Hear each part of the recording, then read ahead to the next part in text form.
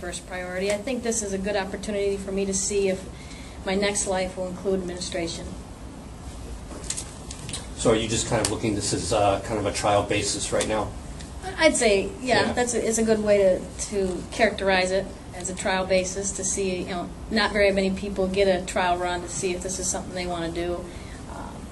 All I've known is coaching, and so to think about leaving that doesn't cross my mind right now, at least often. So to be able to do this as a trial run is a great opportunity, and it's an invaluable experience for me, really. You have about a month or so to kind of pick Tom's brain. What are you going to be kind of tailing him for the next month, I guess? Well, I've been tailing him for a couple of years. Incidentally, that might only take about 5 minutes. So yeah, I mean, the next month we'll get into really the nuts and bolts of everything that he does do. I mean, we've had many conversations over the last 14 years about not only what I do, but things beyond what I did. And so I started to get that general understanding, and probably over the last 2 years, I've really been on the tail and trying to be a part of the administrative side and seeing if that's something that's going to be in my future.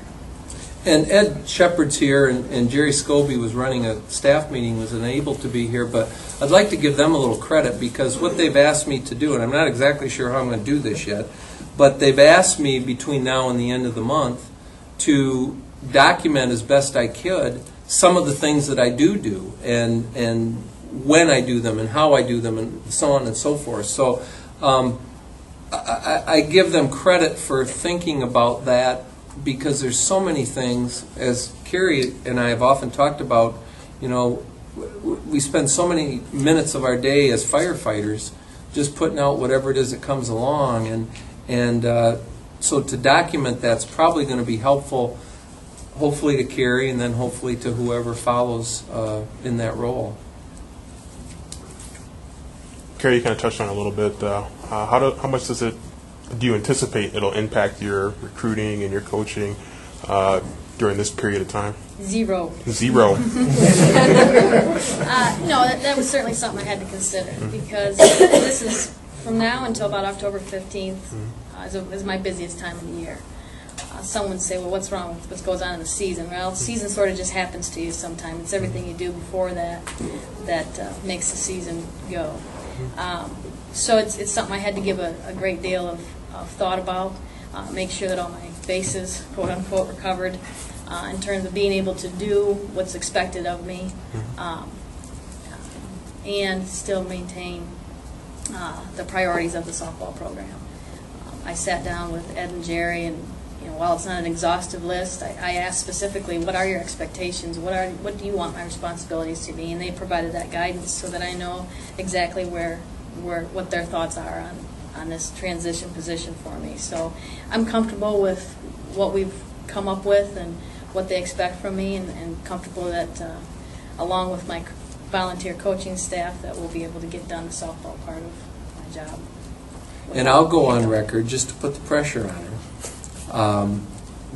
By saying that between the kids she's got here right now and the kids she's bringing in, one of my goals was that we'd win a national championship before I left, and obviously that's not going to happen. But I think she's bringing together a group of kids that could do just that, and I know she doesn't mind the pressure because. So that's gonna be important too, and that will be important for her. Got a lot of illustrious people out here. Somebody's got to have a question. Tracy? I don't have a question. I just, I've been here for 12 years and we've been through a lot, and I'm going to cry. But I just want to say thank you because you've been there through everything. Life changes, and you've supported us. And I know I'm not alone. I know I speak for everybody in this room. I just want to say thank you, and I know you're still going to be there. So I'm looking forward to having you there in a different capacity, but even if you're not, I just want to thank you for everything you've done for me. Yeah, thank you. You're very welcome. In fact, my wife said, "Can we still go to the game?" I said, "Well, we'll talk to Coles. He might be able to do this." But that has been very important to me to be able to help in any way that I could.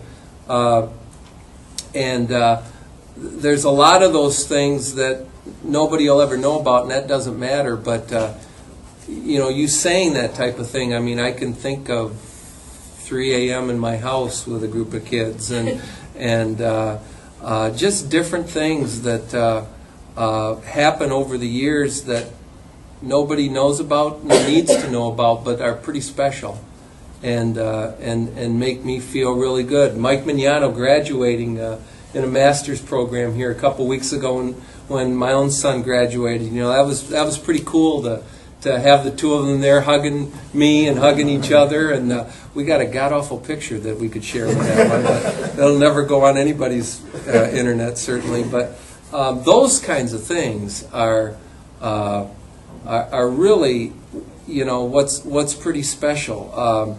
The time I spend with Dave and Terry out on the roads, I don't know why in the hell I do that, but just going out and talking about things and being able to get things off my chest, and thank goodness they're there, because I'd hate to think what I might have said to somebody if I didn't have it to bounce off of them first. So thank you guys for being there for that. But those are really the things that are pretty doggone special. So thanks for saying that.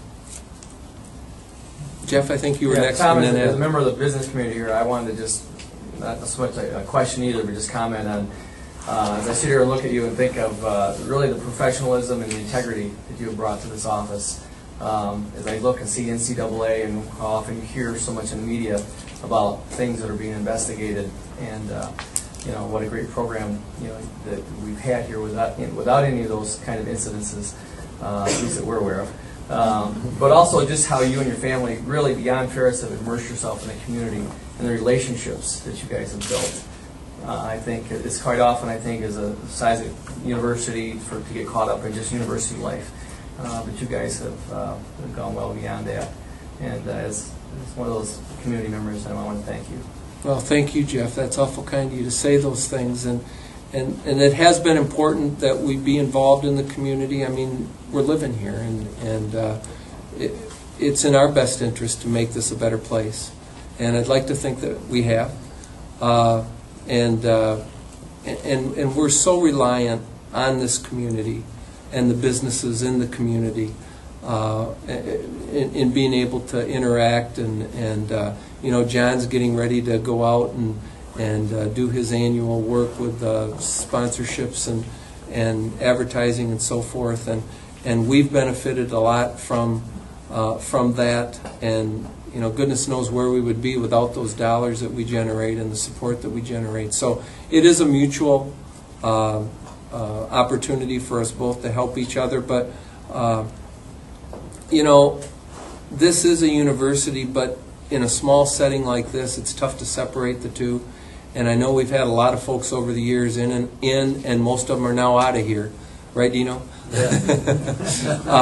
Some great ones left. Yeah, but there were some that none of us were sorry to see go. And they didn't really get that. And they didn't really understand how the university and the community were so intricately pieced together. And I think that's why they left, because they didn't get that. And I would hope that as we move forward, we never forget that, because we lived through some pretty dark days over the last 20 or so years because we had folks that didn't get that. And my prayer would be that the folks that are here today get that, because that is so critical to having anything be successful here in this town. And I'm not even a townie. Ed, you had a question? I just wanted to say thanks, Tom. Everything that's been said today is absolutely the truth. There's a lot of things you guys do. We'll never know the extent to what impact you guys have had on the students that have left here, the employees that have left here, that have been hired here. The community's benefited. We've outreached to other communities like Grand Rapids, Traverse City. And I'm just curious what your wife's going to do when she sees you coming home, or when she comes home and you're there. I know you've been here until 2 a.m. and then you have somebody showing up at 3, so I'm not sure when